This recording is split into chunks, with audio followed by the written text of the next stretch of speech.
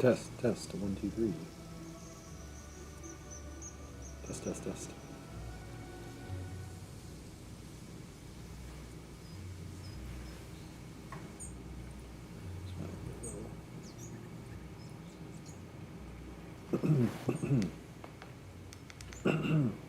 Hello.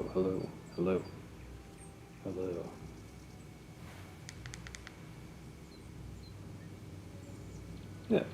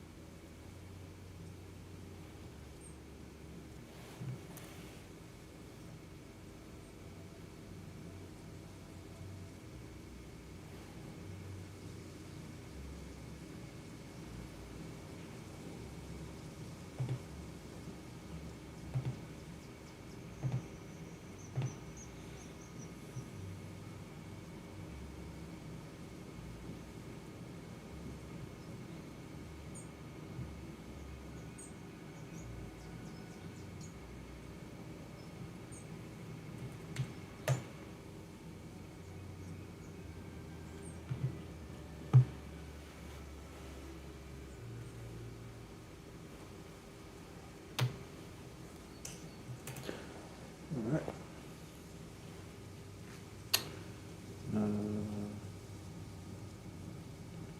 Actually, how I can do it.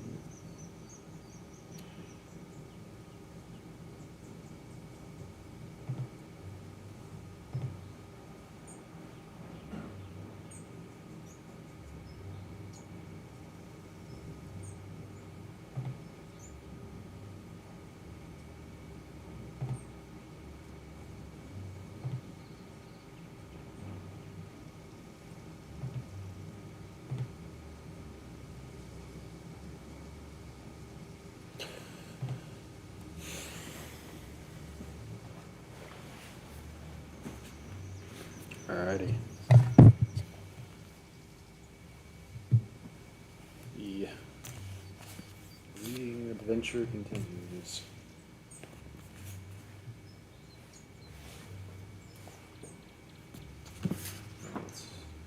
I'm going to see how long this is. It's called The American Scholar. Oh, 20 pages long. Perfect.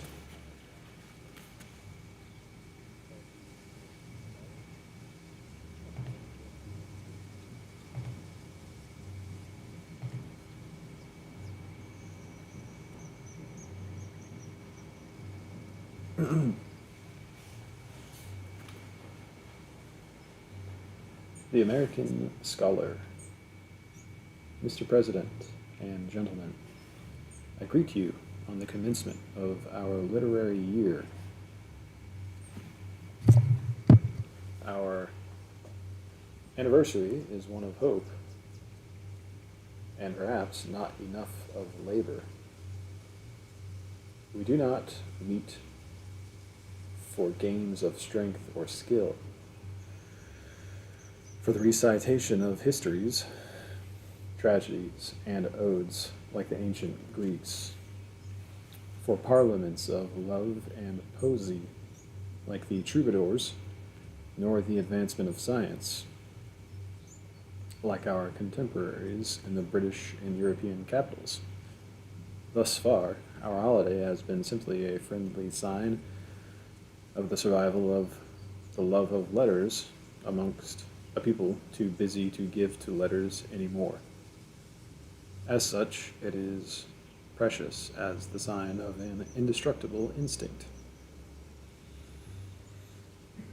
Perhaps the time is already come when it ought to be, and will be, something else, when the sluggard intellect of this continent will look from under its iron lids and fill the postponed expectation of the world with something better than the exertions of mechanical skill.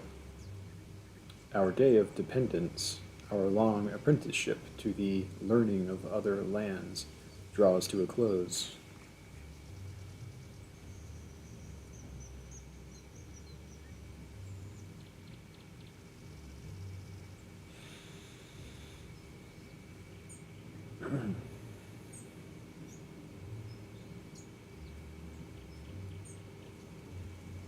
The millions that around us are rushing into life cannot always be fed on the sear remains of foreign harvests. Events, actions arise that must be sung, that will sing themselves. Who can doubt that poetry will revive and lead a new age as the star in the constellation Harp, which now flames in our zenith, astronomers announce, shall one day be the pole star for 1,000 years. In this hope, I accept the topic, which is not only usage, but the nature of our association, seen. In this hope, I accept the topic, which not only usage, but the nature of our association seem to prescribe to this day, the American scholar. Year by year, we come up hither to read one more chapter of his biography. Let us inquire what light new days and events have thrown on his character and his hopes.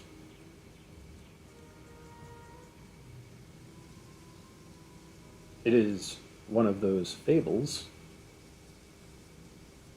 which, out of an unknown antiquity, convey an unlooked-for wisdom, that the gods, in the beginning, divided man into men, that he might be more helpful to himself, just as the hand was divided into fingers, the better to answer its end. The old fable covers a doctrine ever new and sublime, that there is one man, present to all particular men only partially, or through one faculty, and that you must take the whole society to find the whole man. Man is not a farmer, or a professor, or an engineer, but he is all, he's all.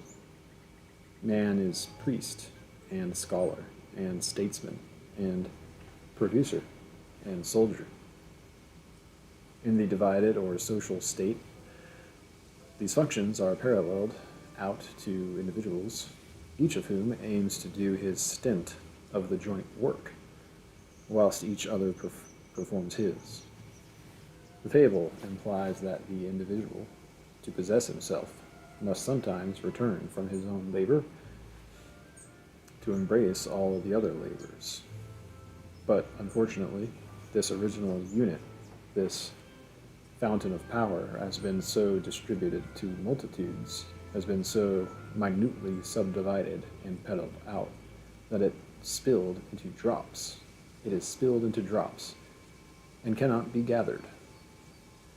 The state of society is one in which the members have suffered amputation from the trunk and strut about so many walking monsters. A good finger, a neck, a stomach, an elbow, but never a man. Man is thus metamorphosed into a thing, into many things.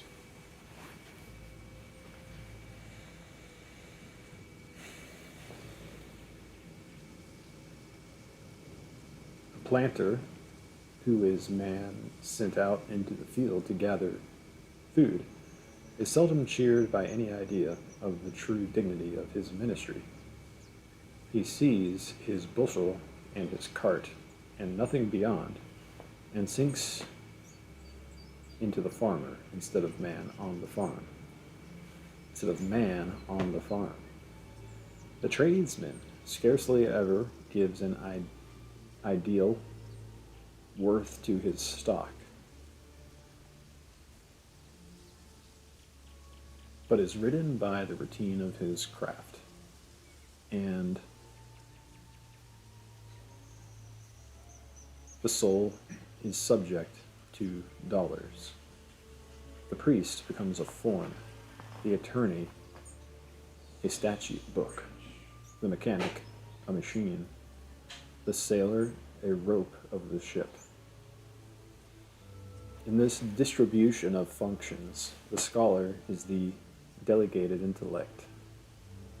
In the right state, he is man thinking. In the degenerate state, when the victim of society, he tends to become a mere thinker, or still worse, the parrot of other men's thinking.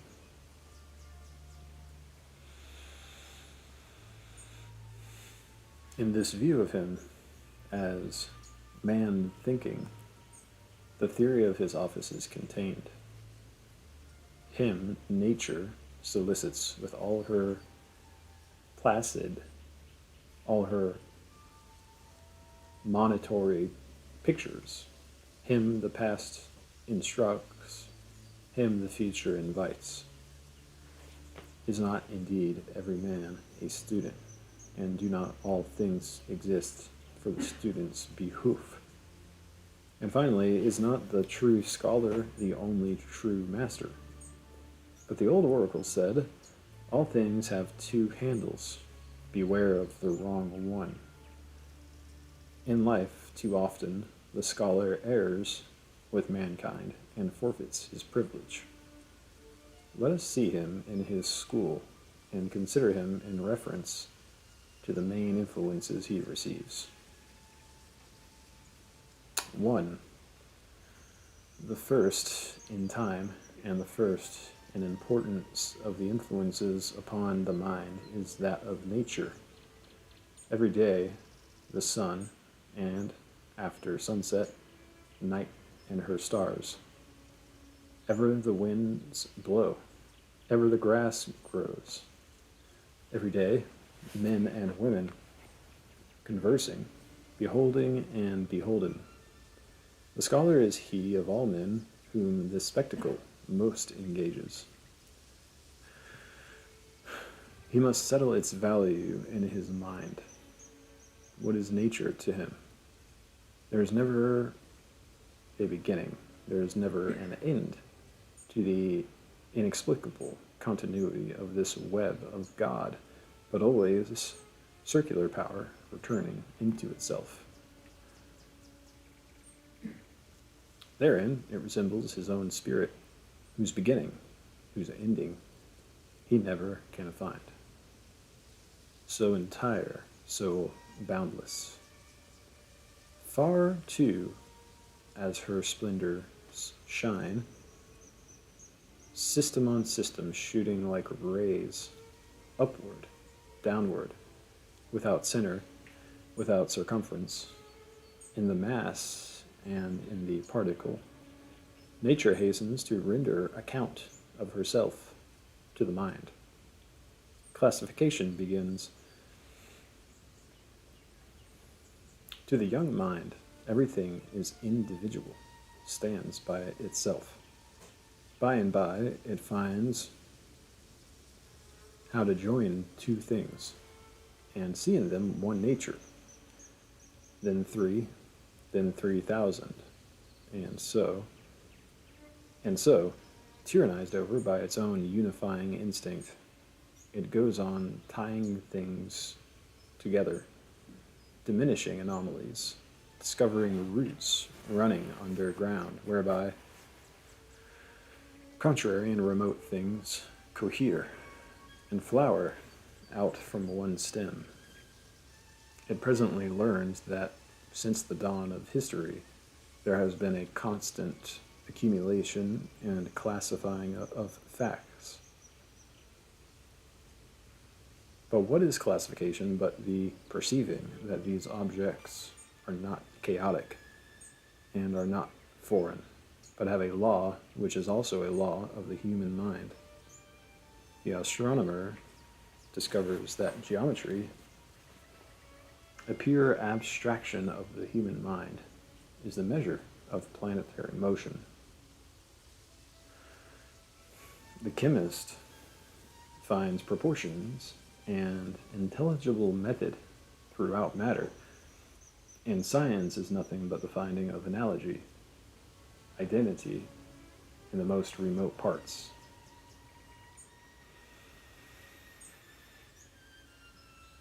The ambitious soul sits down before each refractory fact, one after another, reduces refractory fact, semicolon, one after another reduces all strange constitutions, all new powers, to their class and their law, and goes on forever to animate the last fiber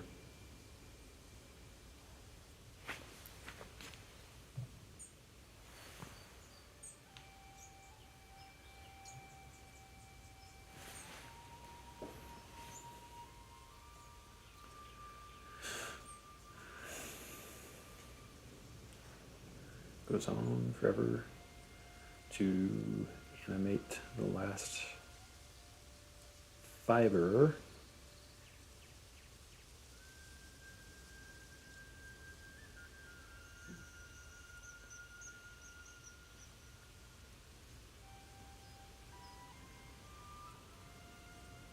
the heck was I?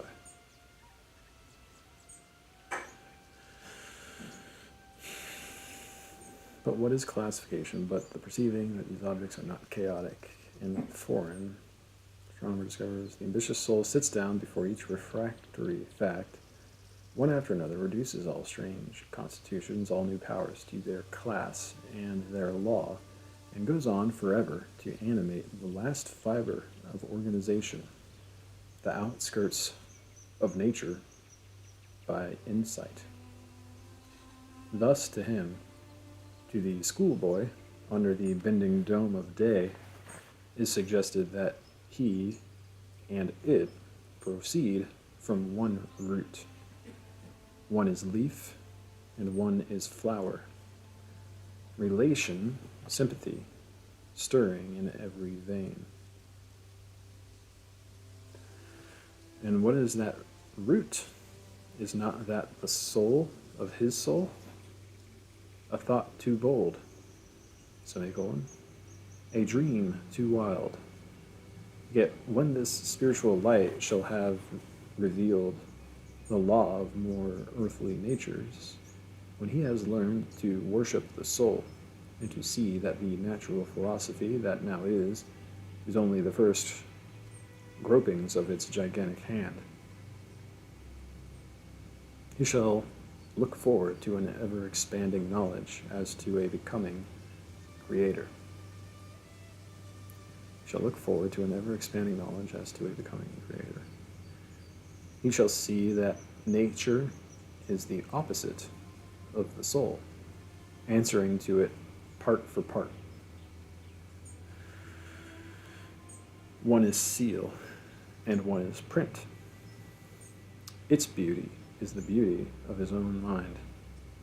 Its laws are the laws of his own mind. Nature then becomes to him the measure of his attainments. So much of nature as he is ignorant of, so much of his own mind does he not yet possess. And in fine, the ancient precept, know thyself, and the modern precept, study nature, become at last one maxim.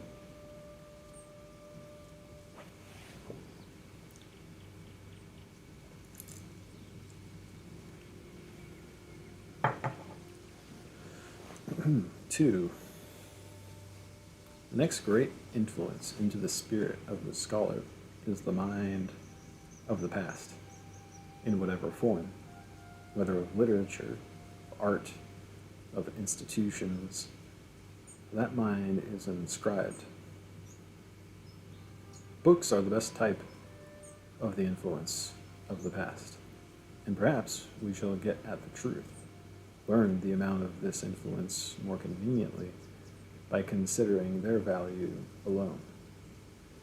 The theory of books is noble.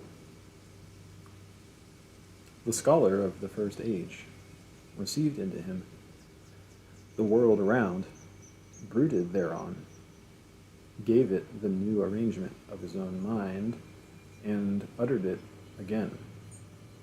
It came into him life. It went out from him truth. It came to him short-lived actions. It went out from him immortal thoughts. It came to him business. It went from him poetry. It was dead fact. Now it is quick thought. It can stand, and it can go. It now endures. It now flies. It now inspires. Precisely in proportion to the depth of mind from which it issued, so high does it soar, so long does it sing. Or, I might say, it depends on how far the process has gone of transmuting life into truth. In proportion to the completeness of the distillation, so will the purity and imperishableness of the product be. But none is quite perfect, as no air pump can by any means make a perfect vacuum. So neither can any artist entirely exclude the conventional, the local, the perishable from his book, or write a book of pure thought that shall be as efficient in all respects to a remote posterity as to contemporaries, or rather to the second age. Each age, it is found, must write its own books, or rather, each generation for the next succeeding. The books of an older period will not fit this.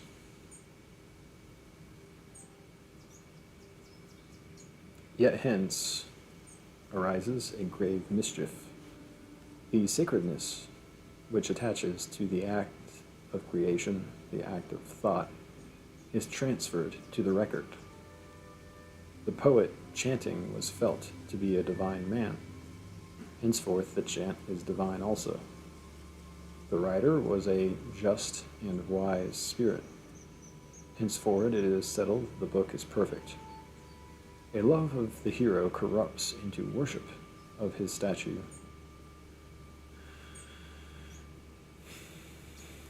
Instantly the book becomes noxious.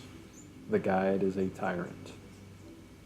The sluggish and perverted mind of the multitude, slow to open to the incursions of reason, having once so opened, having once received this book, stand upon it and make an outcry if it is disparaged. Colleges are built on it. Books are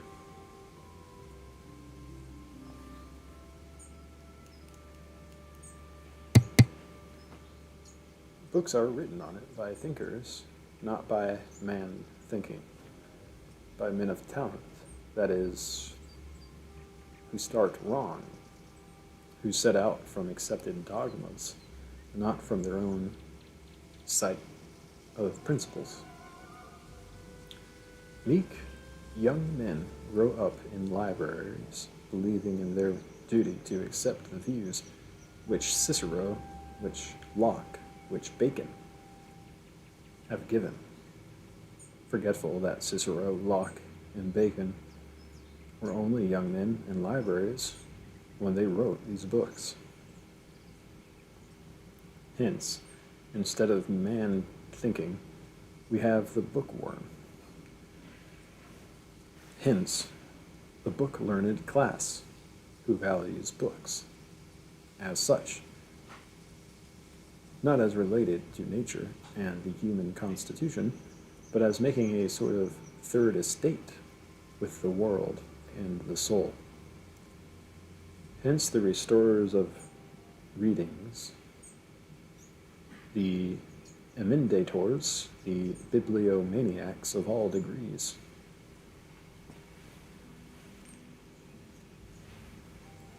Bibliomaniac. Books are the best of things, well used, abused among the worst. What is the right use? What is the one end which all means go to effect? They are for nothing but to inspire. I had better never see a book than to be warped by its attraction, clean out of my own orbit, and made a satellite instead of a system. The one thing in the world of value is the active soul. This every man is entitled to. This every man contains within him, although in almost all men obstructed and as yet unborn. The soul active sees absolute truth and utters truth, or creates. In this action, it is genius, not the privilege of here and there a favorite, but the sound estate of every man. In its essence, it is progressive. The book, the college, the school of art, the institution of any kind, stop by this. They pin me down. They look backward and not forward. But genius looks forward. The eyes of man are set in his forehead, not in his hindhead. Man hopes, genius creates. Whatever talent may be, if the man create not, the pure efflux of the deity is not his. Cinders and smoke there may be, but not yet flame.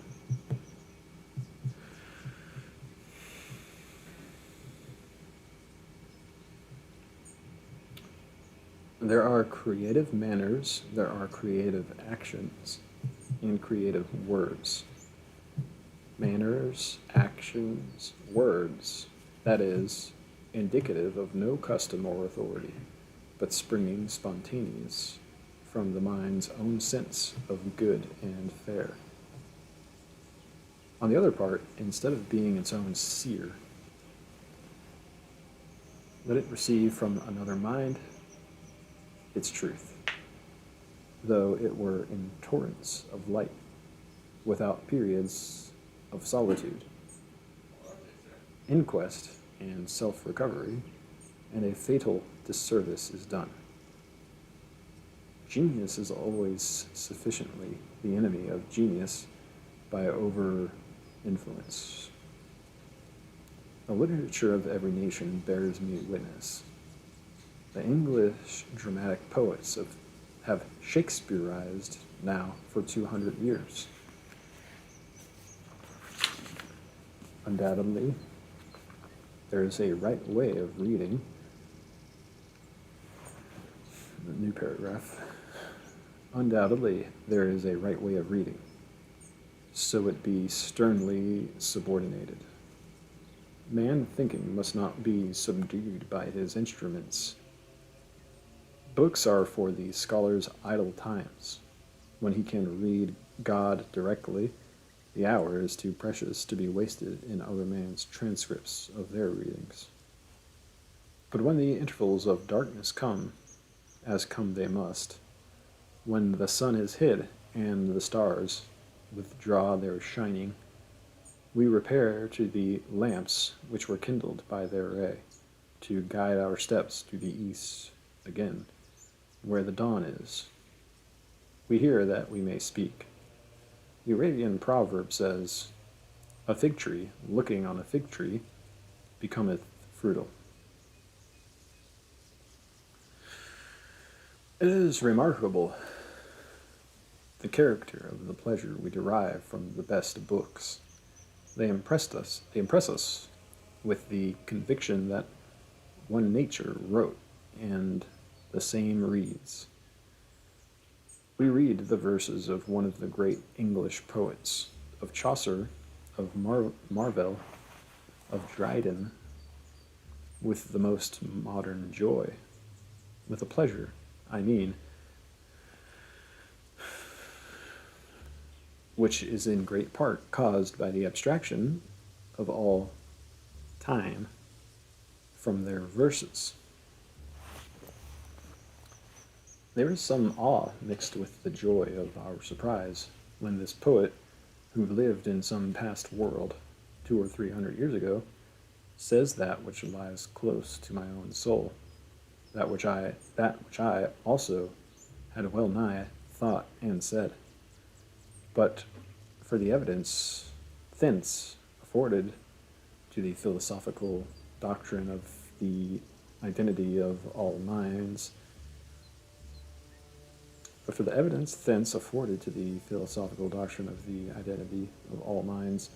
we should suppose some pre-established harmony, some foresight of souls that were to be, and some preparation of stores for their future wants, like the fact observed in insects, who lay up food before death for the young grub they shall never see.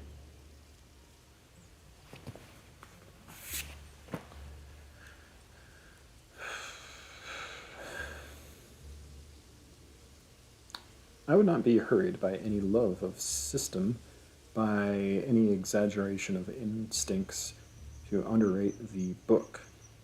We all know that as the human body can be nourished on any food, though it were boiled grass and broth of shoes, so the human mind can be fed by any knowledge.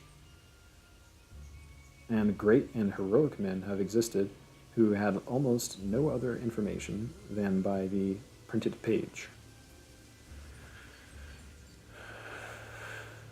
I only would say that it needs a strong head to bear that diet.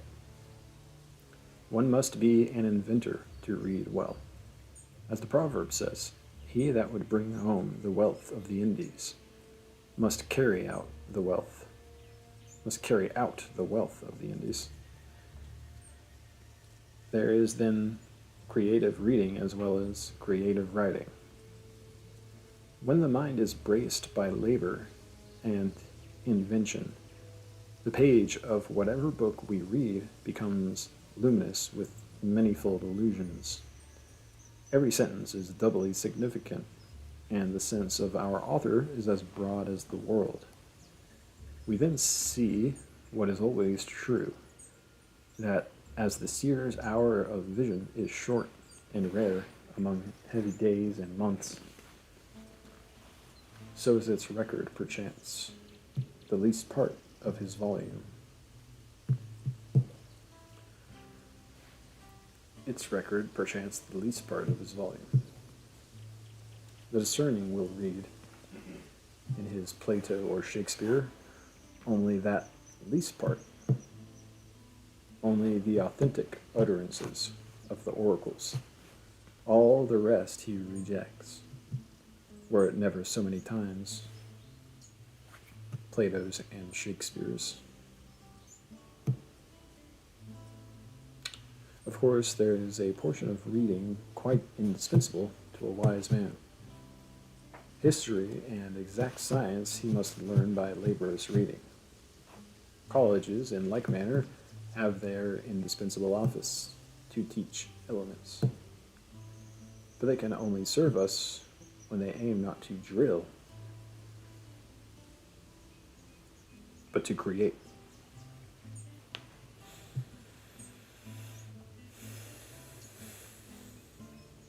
When they gather from far every ray of various genius to their hospitable halls, and by the concentrated fires set the hearts of their youth on flame,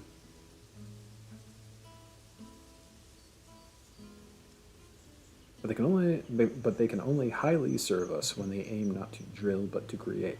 when they gather from far every ray of various genius to their hospitable halls, and by the concentrated fires set the hearts of their youth on flame. Thought and knowledge are natures in which apparatus and pretension avail nothing. Gowns and pecuniary foundations, though of towns of gold, can never countervail the least sentence or syllable of wit. Forget this, and our American colleges will recede in their public importance, whilst they grow richer every day. Forget this, comma, and our American colleges will recede in their public importance, whilst they grow richer every day. Whilst they grow richer every year. Okay. Gowns and pecuniary foundations, though of towns of gold, can never countervail the least sentence or syllable of wit. 3. There goes in the world a notion that the scholar should be a recluse, a valetudinarian,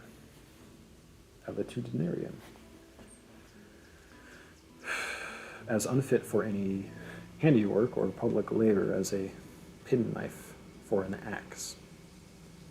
The so-called practical men sneer at speculative men, as if, because they speculate or see, they could do nothing. I have heard it said that the clergy, who are always more universally than any other class the scholars of their day, are addressed as women. That the rough, spontaneous conversation of men they do not hear, but only a mincing and diluted speech. They are often virtually disfranchised. And indeed, there are advocates for their celibacy. As far as this is true of the studious classes, it is not just and wise. Action is, with the scholar, subordinate, but it is essential. Without it, he is not yet man. Without it, thought can never ripen into truth. Whilst the world hangs before the eye as a cloud of beauty, we cannot even see its beauty. Inaction is cowardice, but there can be no scholar without the heroic mind. The preamble of thought, the transition through which it passes from the unconscious to the conscious, is action. Only so much do I know as I have lived. Instantly, we know whose words are loaded with life and whose not. The world, this shadow of the soul, or other me, lies wide around. Its attractions are the keys which unlock my thoughts and make me acquainted with myself. I run eagerly into this resounding tumult. I grasp the hands of those next to me and take my place in the ring to suffer and to work. Taught by an instinct that so shall the dumb abyss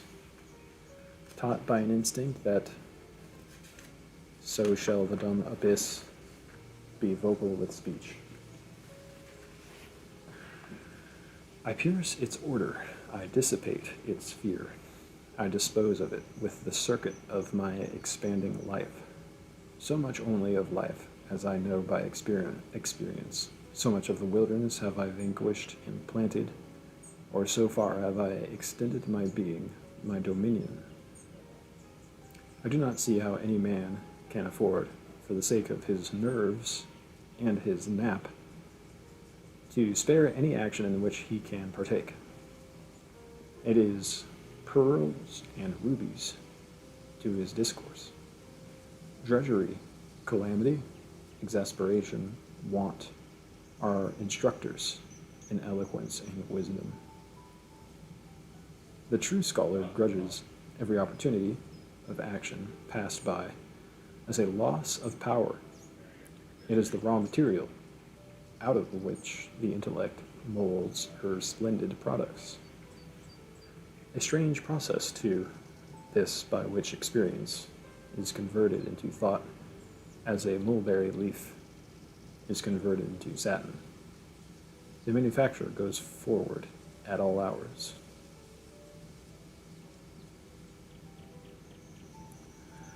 The actions and events of our childhood and youth are now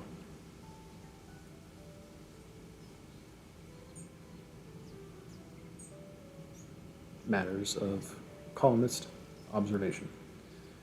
They lie like fair pictures in the air.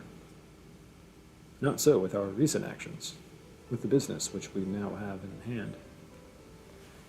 On this we are quite unable to speculate. Our affections as yet circulate through it. We no more feel or know it than we feel the feet, or the hand, or the brain of our body. The new deed is yet a part of life, remains for a time immersed in our unconscious life.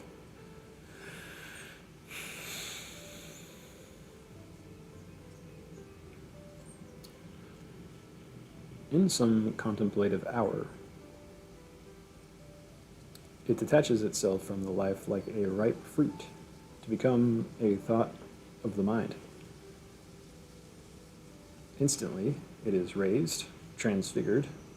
The corruptible has put on incorruption. Henceforth, it is an object of beauty, however base its origin and neighborhood. Observe, too, the impossibility of antedating this act. In its grub state, it cannot fly, it cannot shine. It is a dual grub. But suddenly, without observation, the selfsame thing unfurls beautiful wings, and is an angel of wisdom. So is there no fact, no event in our private history, which shall not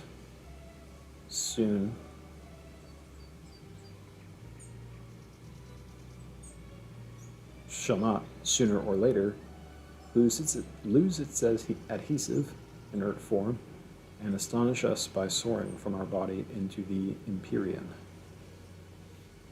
Cradle and infancy, school and playground, the fear of boys and dogs and ferules, the love of little maids in berries, and many another fact that once filled the whole sky are gone already.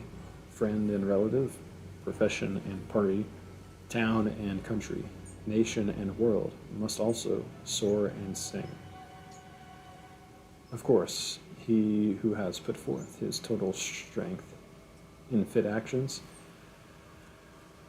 has the richest return of wisdom.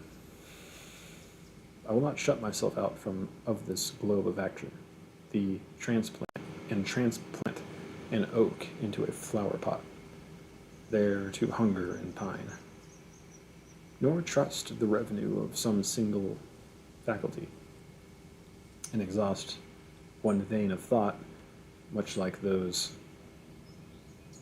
Savoyards, who, getting their livelihood by carving shepherdesses, and smoking Dutchmen for all Europe, went out one day to the mountain to find stock, and discovered they had withered up the last of their pine trees.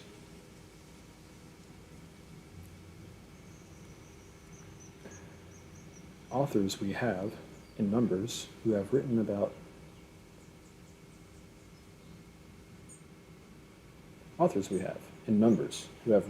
their vein, and who, moved by a commendable prudence, sail for Greece or Palestine, follow the trapper into the prairie, or ramble around Algiers to replenish their merchantable stock. If it were only for a vocabulary the scholar would be covetous of action. If it were only for a vocabulary, the scholar would be covetous of action. Life is our dictionary. Years are well spent in country labors, in town, in the insight into trades and manufactures, in frank intercourse with many men and women, in science, in art, to the one end of mastering in all their facts a language by which to illustrate and embody our perceptions. I learn immediately from any speaker how much he has already lived through the poverty of the splendor of his speech, through the poverty or the splendor of his speech. Life lies behind us as the quarry from whence we get tiles and copestones for the masonry of today. This is the way to learn grammar. Colleges and books only copy the language which the field and the workyard made. But the final value of action, like that of books, and better than books, is that it is a resource. The great principle of undulation in nature that shows itself in the inspiring and expiring of the breath, in desire and satiety, in the ebb and flow of the sea, in day and night, in heat and cold, and as yet more deeply ingrained in every atom and every fluid, is known to us under the name of polarity. These fits of easy transmission and reflection, as Newton called them, are the law of nature because they are the law of spirit.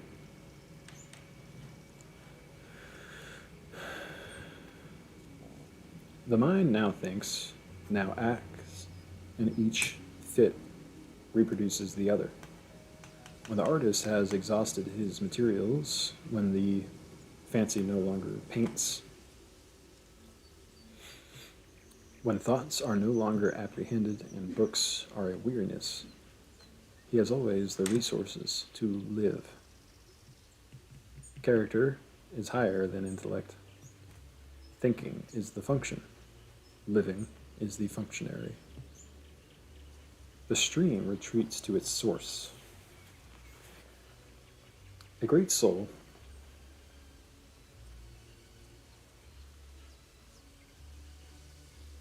will be strong to live, as well as strong to think. Does he lack organ or medium to impart his truths? He can still fall back on this elemental force of living them. This is a total act. Thinking is a partial act. Let the grandeur of justice shine in his affairs. Let the beauty of affection cheer his lowly roof. Those far from fame who dwell and act with him will feel the force of his constitution in the doings and passages of the day better than it can be measured by any public and designed display. Time shall teach him that the scholar loses no hour which the man lives. Herein he unfolds the sacred germ of his instinct, screened from influence. What is lost in seamlessness is gained in strength. Not out of those on whom systems of education have exhausted their culture,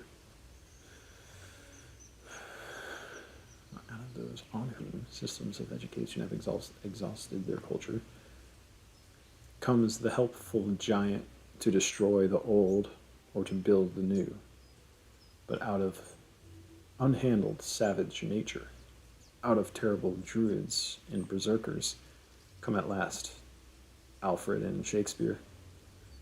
I hear, therefore, with joy whatever is beginning to be said of the dignity and necessity of labor to every citizen. There is virtue yet in the hoe and the spade, for learned as well as for unlearned hands, and labor is everywhere welcome. Always we are invited to work. Only be this limitation observed, that a man shall not for the sake of wider activity sacrifice any opinion to the popular judgments and modes of action. That a man shall not, for the sake of wider activity, sacrifice any opinion to the popular judgments and modes of action. Sacrifice any opinion to popular judgments. Do not understand what I meant by that. I have now spoken of the education of the scholar by nature, by books, and by action. It remains to say somewhat of his duties.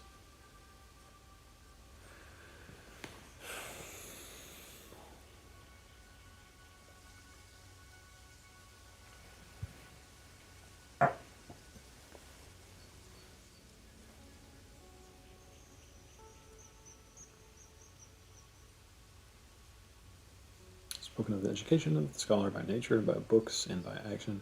It remains to say somewhat of his duties. They are such as become man thinking. They may all be comprised in self-trust. The office of the scholar is to cheer, to raise, and to guide men by showing them facts amidst appearances. He plies the slow, unhonored, and unpaid task of observation.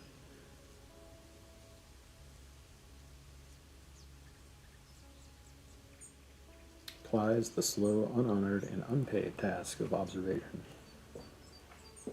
Flamsteed and Herschel, in their glazed observations, may catalogue the stars with the praise of all men, and the results being splendid and useful, honor is sure.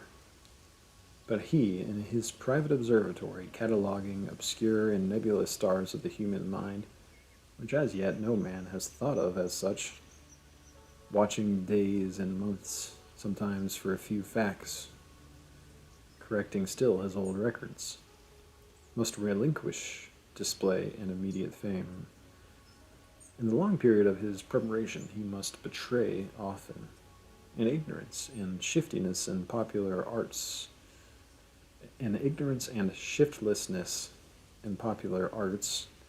incurring the disdain of the able who shoulder him aside. Long he must stammer in his speech, often forego the living for the dead. Worse yet, he must accept, how often? Poverty and solitude.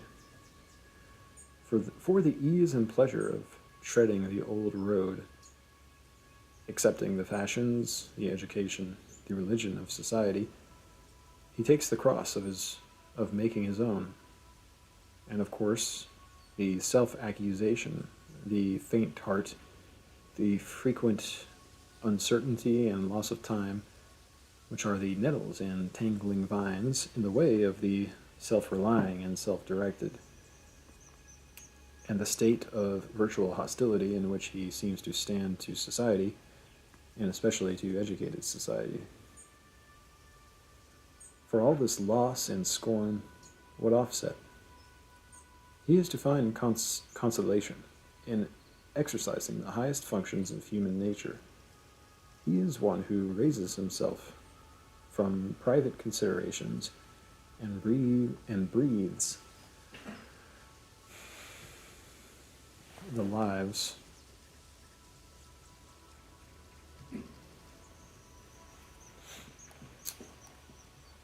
raises himself from private considerations and breathes and lives on public and illustrious thoughts. He is the world's eye. He is the world's heart. He is to resist the vulgar prosperity that retrogrades ever to barbarism by preserving and communicating heroic sentiments, noble biographies, melodious verse, and the conclusions of history. Whatsoever oracles the human heart in all emergencies, in all solemn hours, as uttered as its commentary on the world of actions, these he shall receive and impart. And whatsoever new verdict reason from her inviolable seat pronounces on the passing man and events of today, this he shall hear and promulgate. These being his functions, it becomes him to feel all confidence in himself, and to defer never to the popular cry. He and he only knows the world.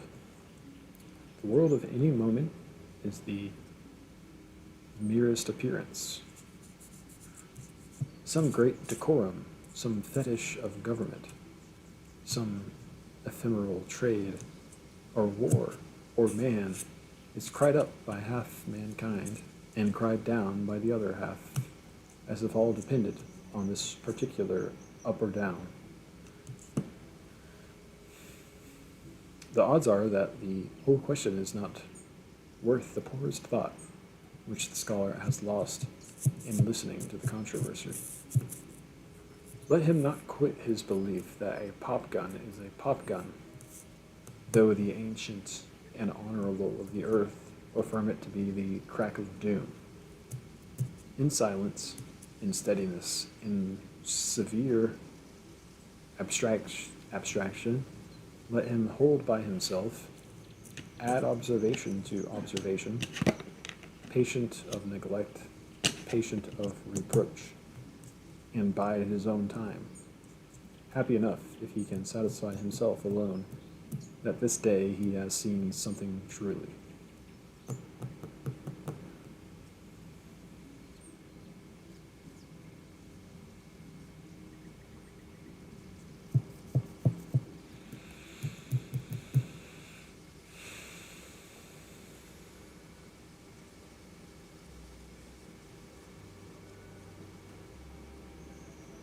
Success treads on every right step, for the instinct is sure that prompts him to tell his brother what he thinks.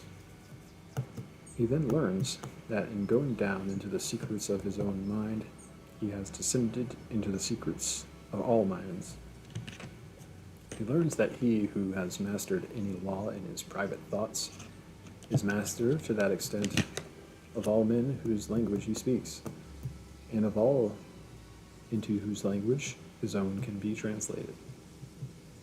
The poet, in utter solitude, remembering his spontaneous thoughts and recording them, is found to have recorded that which men in crowded cities find true for them also.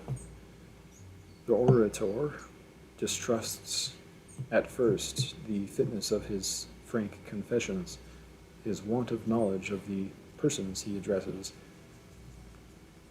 until he finds that he is the complement of his hearers, that they drink his words because he fulfills for them their own nature. The deeper he dives into his privatist, secretist presentiment, to his wonder he finds this is the most acceptable, most public, and universally true.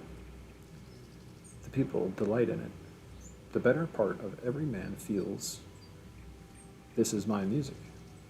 This is myself.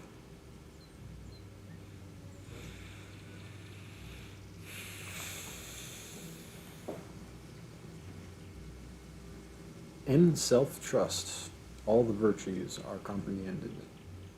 Free should the scholar be, free and brave, free even to the definition of freedom,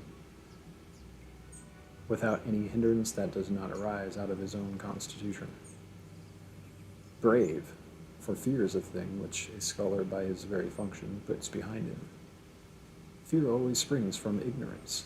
It is a shame to him if his tranquillity amid dangerous times arise from the presumption that, like children and women, his is a protected class, or if he seek a temporary peace by the diversion of his thoughts from politics or vexed questions, hiding his head like an ostrich in the flowering bushes, peeping into microscopes, and turning rhymes as a boy whistles to keep his courage up. So is the danger a danger still, so is the fear worse. Man-like, let him turn and face it. Let him look into its eyes and search its nature, inspect its origin, see the whelping of this lion, which lies no great way back. He will find in himself a perfect comprehension of its nature and extent.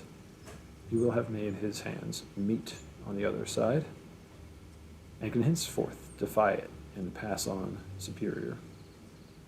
The world is his who can see through its pretension.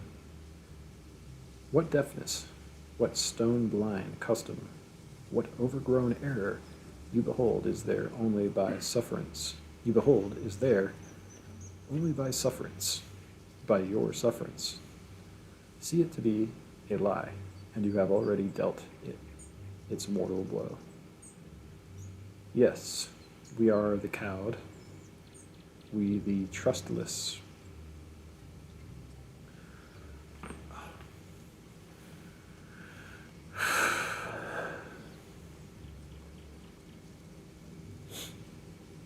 Yes, we are the cowed, we the trustless. It is a mischievous notion that we are come late into nature, that the world was finished a long time ago. As the world was plastic and fluid in the hands of God, so it is ever to so much of his attributes as we bring to it. So it is ever to so much of his attributes as we bring to it. So it is ever to so much of his attributes as we bring to it. To ignorance and sin, it is flint. They adapt themselves to it as they may, but in proportion as a man has anything in him divine, the firmament flows before him and takes his signet and form. Not he is great who can alter matter, but he who can alter my state of mind. They are the kings of the world, who give the color of their present thought to all nature and all art, and persuade men by the cheerful serenity of their carrying the matter, that this thing which they do is the apple, which the ages have desired to pluck, now at last ripe, and inviting nations to the harvest.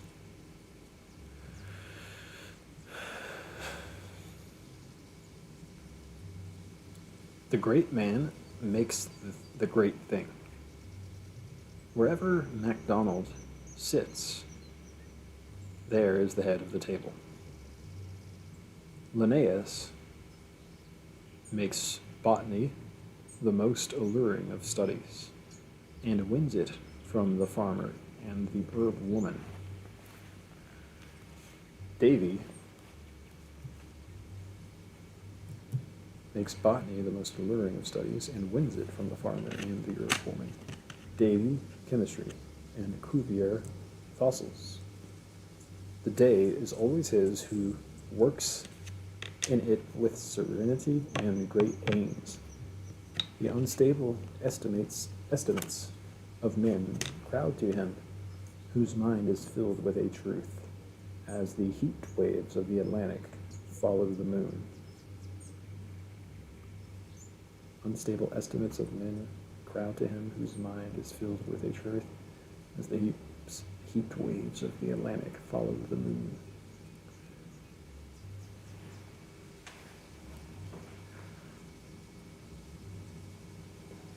For this self-trust, the reason is deeper than can be fathomed, darker than can be enlightened. I might not carry with me the feeling of my audience in stating my own belief, but I have already shown the ground of my hope in adverting to the doctrine that man is one. I believe man has been wronged. He has wronged himself. He has almost lost the light that can lead him back to the prerogatives. Men are become of no account. Men in history, men in the world today, are bugs, a spawn, and are called the mass and the herd. In a century, in a millennium, one or two men, that is to say, one or two approximations to the right state of every man,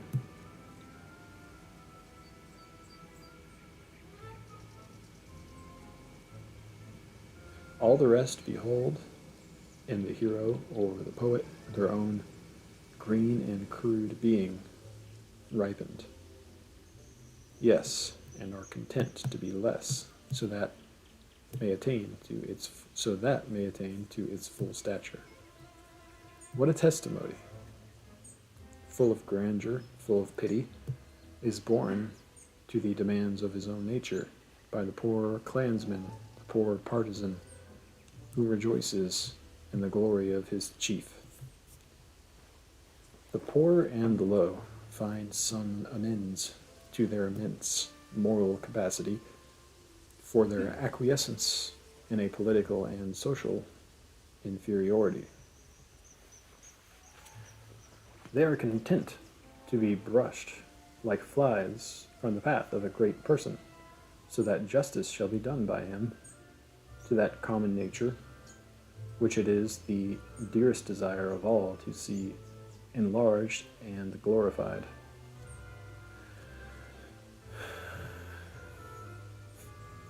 They sun themselves in the great man's light, and feel it to be their own element. They cast the dignity of man from their downtrodden selves upon the shoulders of the hero, and will perish to add one drop of blood to make that great heart beat. Those giant sinews combat and conquer.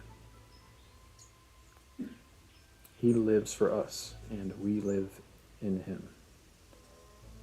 Men such as they are very naturally seek money or power, and power because it is as good as money. The spoils, so-called, of office, and why not? For they aspire to the highest, and this, in their sleepwalking, they dream is highest.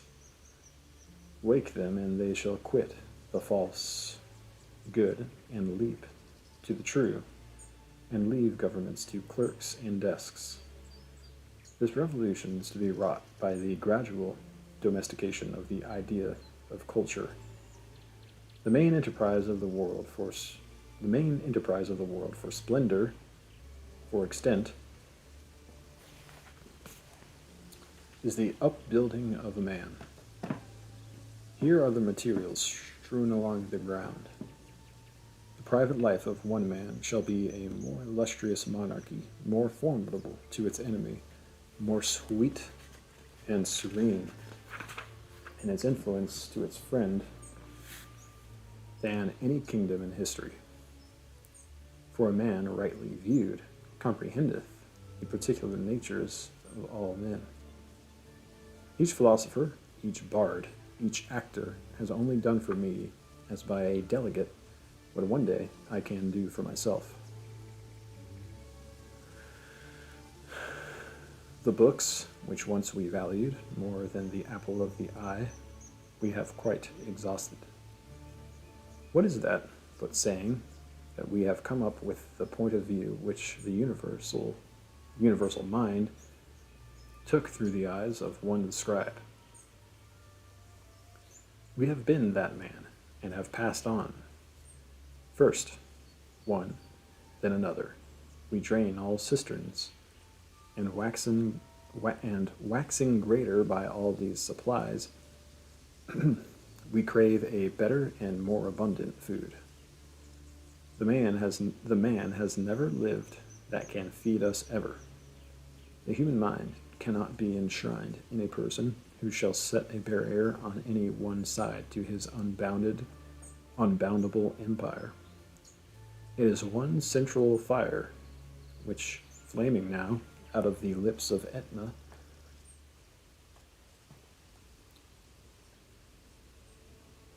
lightens the capes of Sicily, and now out of the throat of Vesuvius illuminates the towers and vineyards of Naples. It is one light which beams out of 1,000 stars. It is one soul which animates all men. But I have dwelt, perhaps tediously, upon this abstraction of the scholar. I ought not to delay longer to add what I have to say of nearer reference to the time and to this country. Historically, there is thought to be a difference in the ideas which predominate over successive epochs, and there are data for marking the genius of the classic, of the romantic, and now of the reflective or philosophical age.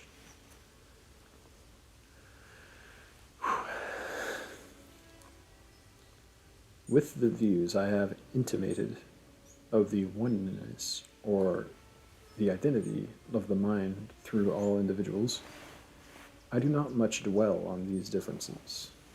In fact, I believe each individual passes through all three.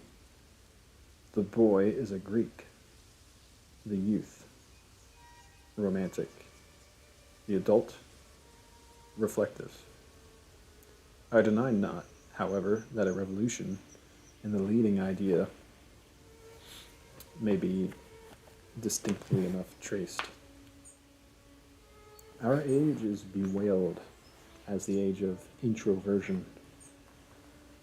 Must that needs be evil? We, it seems, are critical. We are embarrassed with second thoughts. We cannot enjoy anything for hankering to know whereof the pleasure consists. We are lined with eyes. We see with our feet. The time is infected with Hamlet's unhappiness, sicklied o'er with the pale cast of thought. Is it so bad, then? Sight is the last thing to be pitied. Would we be blind? Do we fear lest we should outsee nature and God, and drink truth dry? I look upon the discontent of the literary class as a mere announcement of the fact that they find themselves not in the state of mind of their fathers, and regret the coming state as untried. As a boy dreads the water before he has learned that he can swim. If there is any period one would desire to be born in, is it not the age of revolution? When the old and the new stand side by side and admit of being compared. When the energies of all men are searched by fear and by hope. When the historic glories of the old can be compensated by the rich possibilities of the new era.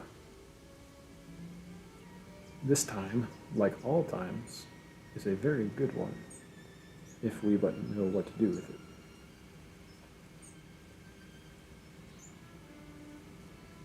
I read with some joy of the auspicious signs of the coming days as they glimmer already through poetry and art, through philosophy and science, through church and state. One of these signs is the fact that the same movement which affected the elevation of what was called the lowest class in the state assumed in literature a very marked and as benign an aspect.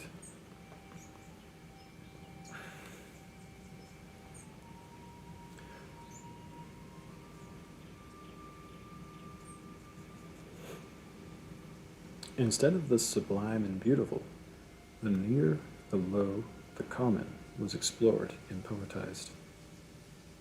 That which had been negligently trodden underfoot by those who were harnessing and provisioning themselves for long journeys into far countries is suddenly found to be richer than all foreign parts. The literature of the poor, the feelings of the child, the philosophy of the street, the meaning of household life, and the tropics of the time. It is a great stride.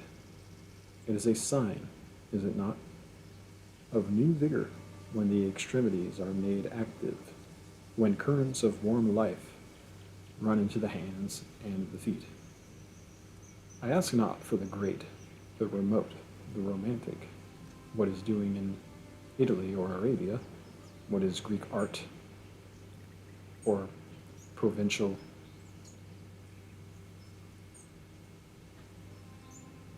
minstrelsy,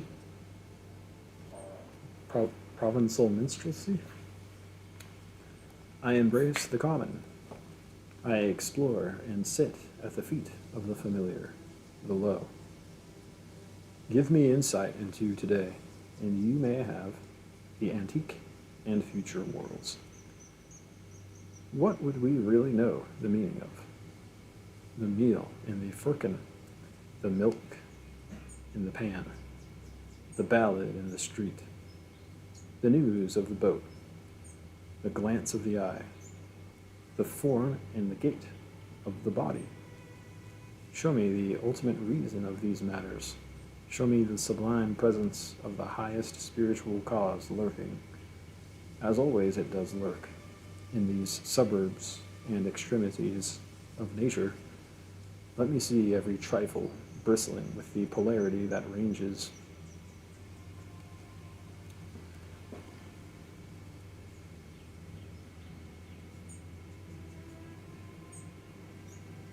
It, instantly on an internal law,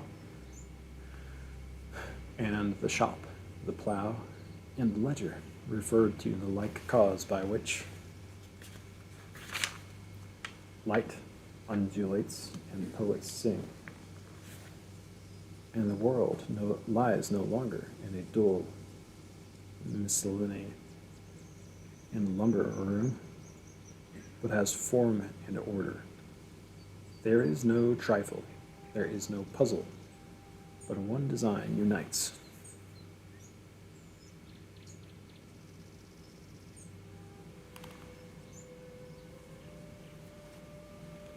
The one design. Where's it at?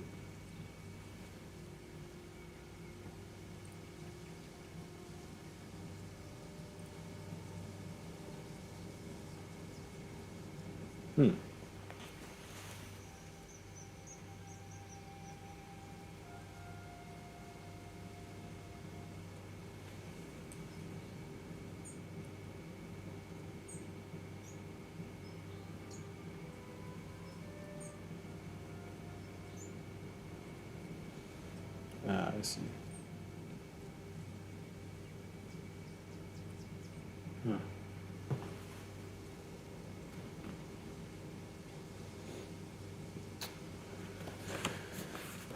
What was he talking about?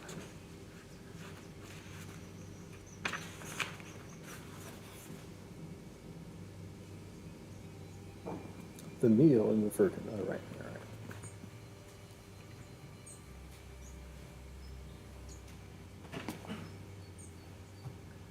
The meal in the firkin, the milk in the pan, the ballad in the street, the news of the boat, the glance of the eye, the form and the gait of the body. Show me the ultimate reason of these matters. Show me the sublime presence of the highest spiritual cause lurking, as always it does lurk, in these suburbs and extremities of nature. Let me see every trifle bristling with the polarity that ranges it instantly on an eternal law. In the shop, the plough, and the ledger referred to the like cause, by which light undulates and poets sing, and the world lies no longer a dull miscellany and lumber room, but has form and order. There is no trifle, there is no puzzle, but one design unites and animates the farthest pinnacle and the lowest trench.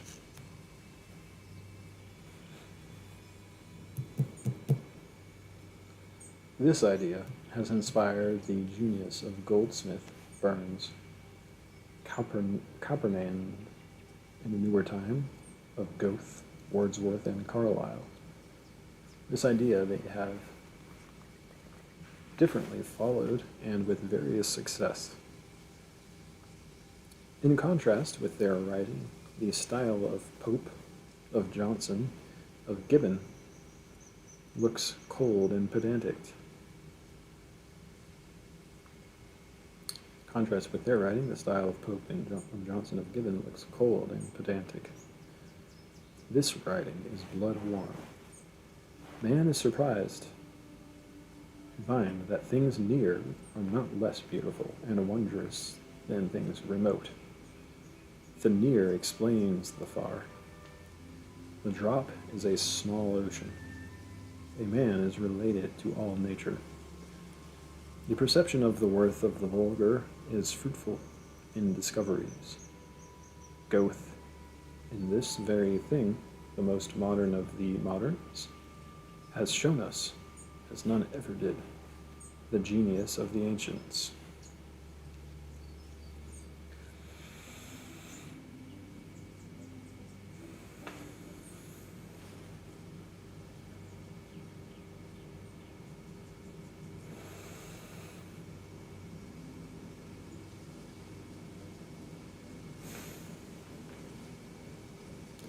There is one man of genius who has done much for this philosophy of life, whose literary value has never yet been rightly estimated. I mean Emanuel Swedenborg, the most imaginative of men, yet writing with the precision of a mathematician. He endeavored to engraft a purely philosophical ethics on the popular Christianity of his time. Such an attempt, of course, must have difficulty, which no genius could surmount. But he saw and showed the connection between nature and the affections of the soul. He pierced the emblematic or spiritual character of the visible, audible, tangible word. Especially did his shade-loving muse hover over and interpret the lower parts of nature. He showed the mysterious bond that allies moral evil to the foul material forms, and has given in epical parables a theory of insanity, of beasts, of unclean and fearful things. Another sign of our times, also marked by an analogous political movement, is the new importance given to the single person. Everything that tends to insulate the individual, to surround him with barriers of natural respect, so that each man shall feel the world is his, and man shall treat with man as a sovereign state with a sovereign state, tends to true union as well as greatness. I learned, said the melancholy Pestalozzi, that no man in God's wide earth is either willing or able to help any other man. Help must come from the bosom alone. The scholar is that man who must take up into himself all the ability of the time, all the contributions of the past, all the hopes of the future. He must be an university of knowledges. If there be one lesson more than another which should pierce his ear, it is this: the world is nothing, the man is all. In yourself is the law of all nature, and ye know not yet how a globule of sap ascends.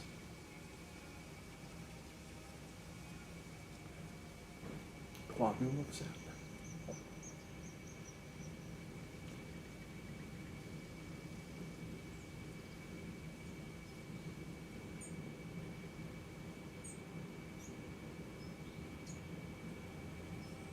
In yourself slumbers the whole of reason. The whole of reason. It is for you to know all. It is for you to dare all. Mr. President and gentlemen, this confidence in the unsearched might of man belongs by all motives, by all prophecy, by all preparation, to the American scholar. We have listened too long to the courtly muses of Europe. The spirit of the American free man is already suspected to be timid, imitative, tame. Public and private avarice make the air we breathe thick and fat. The scholar is decent, indolent, complacent. Decent, indolent, complacent. Yeah, decent. See already the tragic consequence. The mind of this country, taught to aim at low objects, eats upon itself. There is no work for any but the decorous and the complacent, the chorus and the complacent. Young men of the fairest promise, who begin life upon our shores, inflated by the mountain winds, shined upon by all the stars of God, find the earth below not in unison with these, but are hindered from action by the disgust which the principles on which business is managed on, but are hindered from action by the disgust which the principles on which business is managed inspire, and turn drudges or die of disgust, some of them suicides. What is the remedy? They did not yet see, and thousands of young men as hopeful, not now crowding to the barriers for the career, do not yet see that if the single man plant himself indomitably on his instincts, and there abide, the huge world will come round to him. Patience, patience, with the shades of all the good and the great, with the shades of all the good and great for company, and for solace the perspective of your own infinite life, and for work the study and the communication of principles, the making those instincts prevalent, the conversion of the world.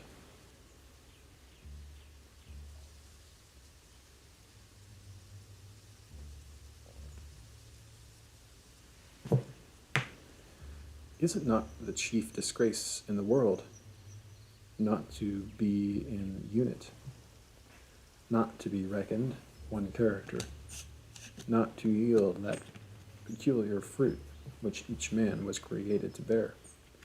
but to be reckoned in the gross, in the 100, or the 1,000 of the party, the section to which we belong, and our opinion predicted geographically as the north or the south. Not so, brothers and friends. Please God, ours shall not be so. We will walk on our own feet. We will work with our own hands. We will speak our own minds. The study of the letters shall be no longer a name for pity, for doubt, and for sensual indulgence. The dread of man and the love of man shall be a wall of defense and a wreath of joy around all. A nation of men will for the first time exist because each believes himself inspired by the divine soul, which also inspires all men.